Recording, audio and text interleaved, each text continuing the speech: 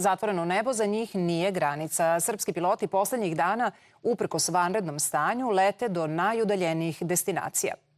Dovoze humanitarnu pomoć, dovoze opremu i pre svega ljude koje je epidemija zatekla na aerodromima i odjednom nedostupnim mestima.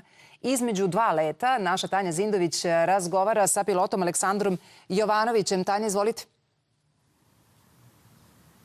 Piloti ovih dana ruše sve rekorde. Praktično samo što slete, spremaju se već za naredni let. A tako i sa našim sagovornikom ovog jutra, koga si najavila, Aleksandar Jovanović, kapetan pilot. Dobro jutro vam želim. Na kojim destinacijama ste do sada leteli?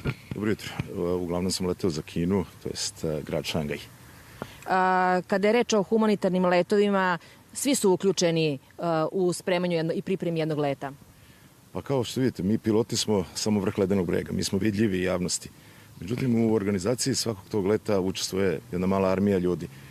Kao prvo, naši stjuardesi i stjuardi koji nam pružaju podršku u samom avionu, zatim mehaničari koji se staraju da avioni budu tehnički ispravni i pripremljeni, bez njih ne bi moglo, a zatim i cela jedna ekipa ljudi koji obezbeđuju dozvole za prelet, plaćanje goriva, organizaciju utovara, karga, tako da to zapravo je jedan zajednički poduhvat cele Air Srbije. Kako se avion priprema, odnosno dezinfikuje i preduzimaju sve mere zaštite? Pa Svetska organizacija vazduhoplovstva ICAO je izdala smernice kako se to radi. Uglavnom avioni se kompletno dezinfikuju, menjaju se filteri za vazduh, za recirkulaciju vazduha u avionu, tako da avioni moraju biti po međunarodnim propisima u ovim kriznim vremenima totalno spremni za takve letove, to je dezinfikovani, kao i tehnički pregledani i ispravni. Rekli ste da ste vi vozili humanitarnu pomoć. Kakva je reakcija ljudi, šta kažu vaše kolege koji su prevozili naše putnike?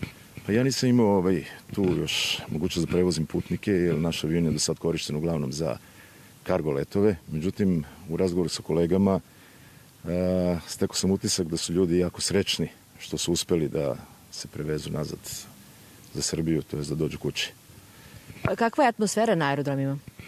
Aerodromi, to jest naš aerodrom Nikola Tesla, deluje prilično sablasno.